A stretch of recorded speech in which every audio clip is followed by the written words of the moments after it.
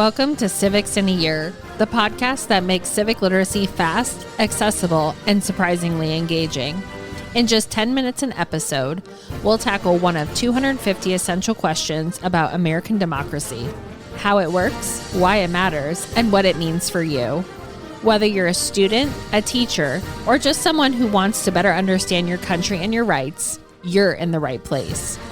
Civics in a Year is powered by the Civic Literacy Curriculum from the Center for American Civics and is produced in partnership with the School of Civic and Economic Thought and Leadership at Arizona State University.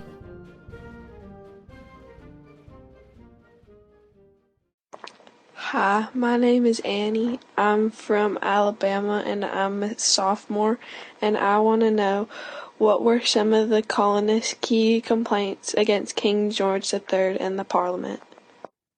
That was a fantastic question. So we have, again, one of our favorites, Dr. Brian Bird, back to kind of answer the question about some of the key complaints, the grievances against King George III and Parliament, which makes up a really large portion of the Declaration of Independence. So, Dr. Byronberg, can you tell us a little bit about what some of those key complaints against King George and Parliament were? Sure. So there's delete that real. You're good. Get water or tea. You're fine. I was recording the section 1 thing and it took me like 5 or 6 tries because I kept tripping over my words and then getting dry mouth, or the dog would bark or I would sneeze. It was a mess.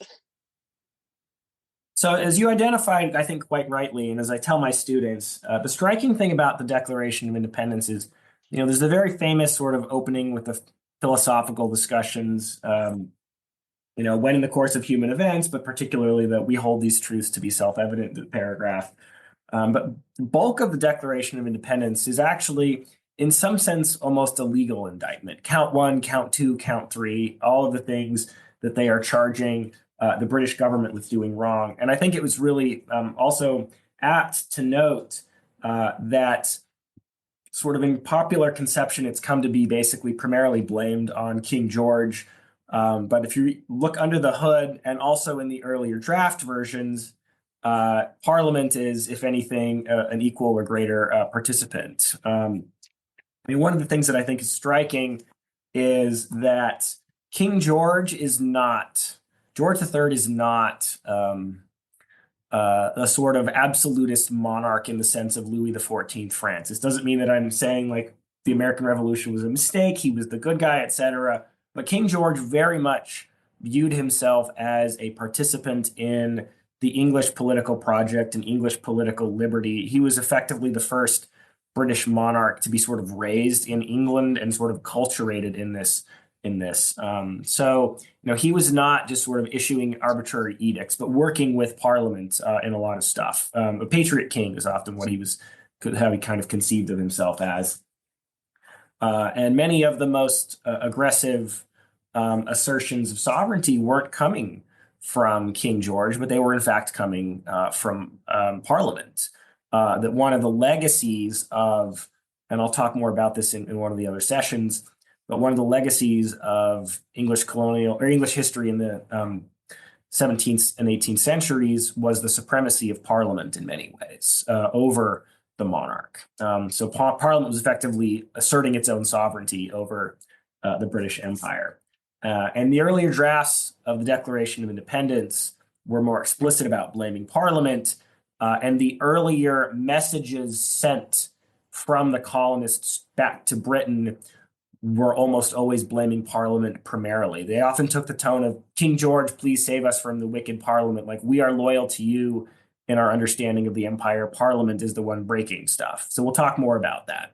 But in the final version, King George does end up being primarily the one who's blamed for things. And as I tell my students, there are sort of, I think, pretty obvious political reasons for why that is. It's much easier to burn King George in effigy than Parliament. Like, what are you gonna do? Like, build this elaborate Westminster thing? Right? No, you're not going to do that. So King George is sort of ends up being the personification of this. But the list of the charges, you can break them up into a few things. I would say the primary set of objections are to the loss of self-government by the colonies. One of the themes that I think is quite striking, and I'll elaborate on this, I think, in a later podcast, is that in some ways, the American Revolution is an English Civil War about a discussion of where power is primarily supposed to be housed, in Parliament or distributed. And so if you look at the first, distributed among the colonies, I should say, or no more among the local kind of governments. So if you look at the first few objections in the Declaration of Independence, they're lamenting that the king has refused his assent to laws the most wholesome and necessary for the public good. That is to say that the colonies are passing laws in their local governments, and the king and his counselors are declining them. He's forbidden his governors to pass laws of immediate and pressing importance. Again, that is effectively a reiteration of the same count. He's refused to pass laws for the accommodation of districts of large people unless those people would relinquish the right of representation in the legislature. Right? He's basically trying to coerce them to give up their local legislative power. Next count, he's called together legislative bodies at places unusual and uncomfortable and distant from the depository of the public records. Right? He's making the legislature meet in weird ways, the local legislatures. He's dissolved representative houses repeatedly. He's refused to cause others to be elected. And so on and so forth. So there's this real concern that that the British government, in this case specifically King George, but that the British government is effectively making it impossible for the colonists to govern themselves. He's literally closing down the Massachusetts legislature. And so they recognize this because the Americans understand this ability of a free people to elect their lawmakers is what, in some sense, they understand the core of being a free people is about, even more so than a civil liberties claim or something like that. That being able to the political liberty in the sense of a group of people being able to shape their own destiny through the legislature is what they think being free is about. In some sense. So can I ask a question really quick? Yes. Is this something that happens like all at once, or is this something that had been happening and kind of just built up to a point where, we have this list of grievances that have been going on for a while? Yeah, so that one has been sort of building up. So building up for about 10 years, Okay. 10 years or more. So effectively, the British government has been passing, the various taxes, Stamp Act, Tea Act, you know about all those. And the Americans would complain and say this needs to be sort of a local thing. And sort of back and forth, often the British government would end up sort of backing off the tax, but then sort of asserting the sovereignty. And then this kept getting pushed and pushed and pushed. And then eventually the Americans in the 1774, 75 start saying, like, no, we are not going to do this. And the British government, again, not unreasonably, eventually decides that the Americans are in a state of rebellion. And so they start imposing, again, fairly draconian policies like closing the legislature. And so for the Americans, that sort of has vindicated what they've been saying, which is that the British government is conspiring to take away our local government. It's hard to deny that, like, literally having your local government closed down is not sort of the example of what they've been sort of worried about for a while. So the actual sort of real biting charges is stuff that's only happened in the last couple of years, but it's building on themes that the Americans and the British have been sort of going back and forth and squabbling about for about a decade. So the local government, again, that's one we'll talk more about, but that's a really core one, and it's much more explicit in the earlier 1774 Declaration and Resolves. But you also see a lot of other objections that I think are striking insofar as they anticipate things that the Americans care about in the Constitution, which is why, there are some people in American history that have tried to say that the Declaration and the Constitution are really separate, or the Constitution is a betrayal of the Declaration. And I just don't think that that's a fair read. If you look at the list of objections that are being raised in the Declaration and how most of them get translated in some ways into the Constitution, right? So you have a lot of concern. Again, the Americans are people who care about liberty and the rule of law. And so one of the things that I always point out to my students is you have several sections discussing sort of problems with the judiciary, problems with the implementation of justice. So again, we have he's obstructed the administration of justice by refusing his assent to laws for establishing judiciary powers. So there's a protest that the king isn't building the proper court system. But then one that I think is really important. He has made judges dependent on his will alone for the tenure of their offices and the amount and payment of their salaries. That's literally ends up being translated into the U.S. Constitution later on. The Americans have a pretty good case to protest this, because this had been one of the lessons of the English Civil War and building afterward, which is that the king should not be able to control judges. And so in 1701, in the Act of Settlement, sort of in the kind of cleanup and endgame of the Glorious Revolution, which the Americans look back on as this, in some sense, they look back on this as the inspiration for their own revolution, that this was when a free British people asserted their British liberties. But one of the things that the British government recognizes, the monarch recognizes, I guess I'd say the joint monarchs at that point, is that the judges need to be independent in the sense that they can't get pushed around and have their salaries tweaked. And so they pass a law, but it only applies in England. And so this is understood as an English right, but it's one that technically doesn't get translated over to the colonies. And so the Americans have a pretty good case to say, look, this is a really fundamental English liberty that we have viewed as important for, almost a century at this point, arguably longer if you want to think about sort of the endgame of the English Civil War 50 years before that. And that's not being given to, that's not sort of being, not to say given to us, right? They would say this is English liberty. So that's a really core objection. They think that the court system is not operating fairly. It's not doing the rule of law. It's basically becoming a pawn of the British government. I think again, not unreasonably, that shows up in the U.S. Constitution as something that needs to be fundamentally guarded against, making sure that this judicial independence happens.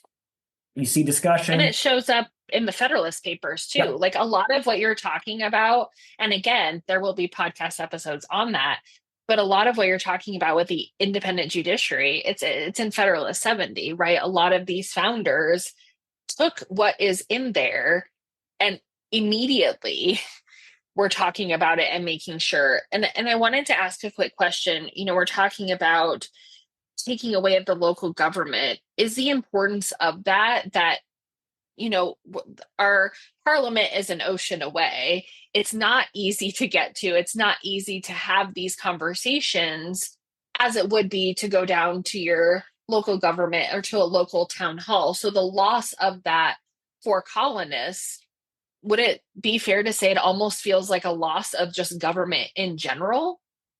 Yeah, I mean, that's right. So again, I'll talk more about this when we talk about sort of what the real fundamental disagreement is between Parliament and the colonists. But yeah, it's worth noting that they say not only, because there's some discussion like, well, maybe we could just have a seat in Parliament, but you're not going to be able to communicate. You're not going to be able to, you're going to be overruled by numbers, most likely. But you're also just not going to be able to, as you said, really connect with, understand these problems. And so, yeah, so this, taxation without representation is not, which ends up being sort of the rallying cry.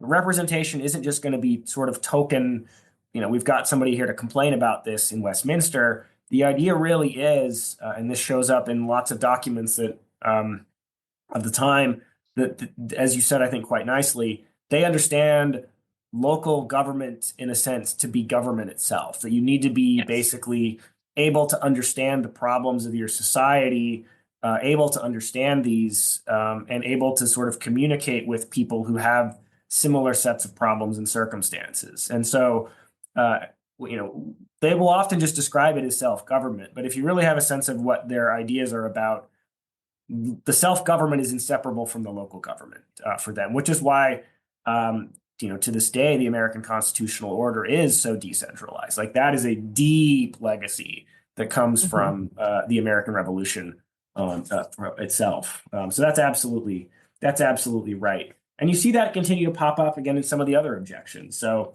they protest, he's kept among us in times of peace, standing armies without the consent of our legislatures, right? Which suggests that the standing armies would in fact be okay if our local legislatures had approved of it.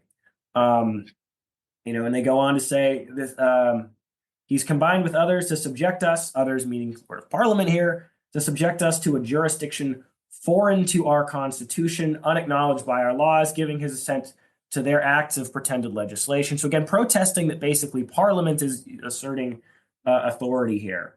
But so many of the other objections, quartering large bodies of soldiers among us, basically just depriving us of trial by jury, these end up being placed not only in the state constitutions, but eventually in the U.S. Constitution and its Bill of Rights. So the objections, I think, are there's some of them that seem much more temporally limited to sort of the specific kind of objections of the time, but really the core of them is things like he is taking away our local government. They're taking away our charters, suspending our legislatures, making sure that we don't have a functioning and fair court system, making sure we don't have English liberties like trial by juries. So really, these are the Americans saying, at its core, not only these rights that we particularly think of as core British liberties, but in some sense, what we think of as like the proper workings of government itself. So it's not just, and so you can see that the sort of the philosophical parts really actually do dovetail with the sort of list of objections, right? That they think that governments need to be able to be responsive, right? You see this in the beginning sections. And you see that the idea that they take self-government seriously. They take the idea of losing in politics seriously. So they don't just say, well, we didn't get our way, so we're storming out immediately. But that the British system, which they fundamentally think is a free system. I mean, this is one of the things that is somewhat hard for Americans to get around. But until very, very late in the process, they view themselves as loyal British citizens. And the critique is British government follow, I was going to say your rules, but they say our rules, like follow the system that we have come to believe in, right? When they say our Constitution, there's no formal British Constitution in the sense that we have in the United States, but there is the idea of this is how it's done. These are what our liberties have been for decades or centuries. And you, British Parliament / King, are no longer living up to those, and you're not responding when we ask you to live up to those. So we don't have any choice but to leave because you're not dealing with the objections we're raising and have been raising. So why do you think it was so important to have this long list of grievances? You hit on it a little bit, but I mean, we're talking about the bulk of this document being these grievances. And obviously, I'm sure there were more because you can't list everything. But why do you think it was so important for Jefferson and the other authors to actually go through and make this list? Because the Declaration's not a governing document, right? No. But we see that it influences so many things. So why this long list? Yeah, I mean, they recognize, revolution is a big deal. Revolution throws you back into the state of nature in a sense.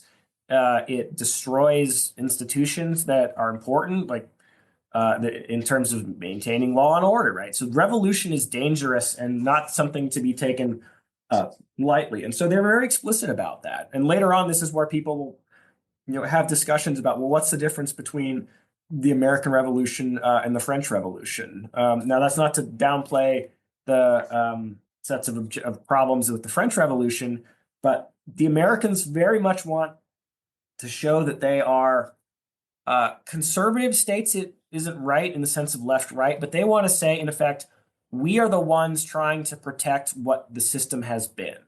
We think that these are what the rules have always been. You guys are the ones changing it, right? So they want to basically position themselves as the ones defending traditional British liberties, which they're increasingly justifying as sort of natural liberties, and that the British government are the ones that are making the shift. They're the ones that are doing the wrong. They're the ones that are pushing for a change that hasn't been, from their perspective, consented to by the British people, or at least the British people in these colonies. I laughed earlier about the burning the effigy thing, but there's another reason that it makes sense to sort of position the king as increasingly the bad guy. Because potentially, if Parliament is the bad guy, Parliament is selected by the British people. And that's an awkward situation to say, at the end, the British people are the bad guys, right? And so that's another reason that they're uneasy about that. But they're quite explicit about this in the Declaration itself. They talk about the patient sufferance of these colonies. The history is a history of repeated injuries and usurpations, having in direct object the establishment of an absolute tyranny over these states. Probably a little overheated rhetoric there, but they are right to say, like, this is repeated injuries. And then they say, to prove this, let facts be submitted to a candid world. Like, so they want to say, look, we're making the case. Here's a list of legal indictments. You can go back and look at the history and tell us whether these are right or wrong. And so they go on and they say, look, we have petitioned for redress in the humble terms. We sent these repeated petitions.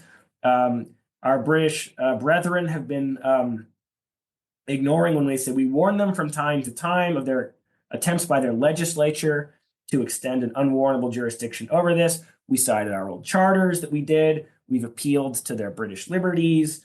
So they've ignored us. And so the Americans really do want to say, we are the ones defending what we all thought we agreed on. We all thought we agreed on these importance of these English liberties. And so we've made our case. We've tried to make our case. You didn't listen. From their perspective, they say we literally have no other choice left. We tried to do this through the system, but the system is not responsive. It's not self-government is impossible in the way that the British are trying to implement this system.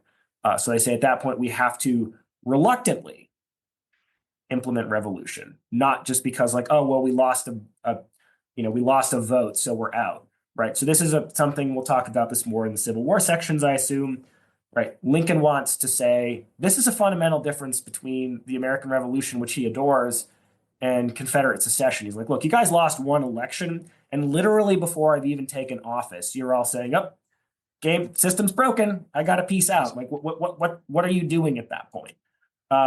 So Lincoln very much wants to say the American revolutionaries did this right. They were patient. They were cautious. They tried to work through the system. The system wouldn't work. It's not just basically we lost an election, we're spoiled, and we're storming off, which is how Lincoln understands effectively the Confederates and why he views them. Part of why he views them. There are many reasons why he views them quite negatively, but that's certainly one of them. Is he views it as trying to sort of besmirch the American revolutionaries by like wrapping themselves. The Confederates wrapping themselves in the American revolutionaries' flag, and Lincoln wants to say these are fundamentally different. These are fundamentally different. The American revolutionaries had an actual long list of objections. You guys just lost one election and you're gone. Now that overstates it a little bit, but fundamentally that's what Lincoln sees the difference. Thanks for joining us on another episode of Civics in a Year. If you enjoyed this episode, be sure to subscribe and share it with someone who cares about a constitutional republic as much as you do. For more episodes, resources, and updates, follow us on social media or visit us at civics.asu.edu. Make sure to check out the show notes for any relevant links. Special thanks to the United States Marine Band for their performance of the Stars and Stripes Forever. Let's keep building a stronger constitutional republic, one episode at a time.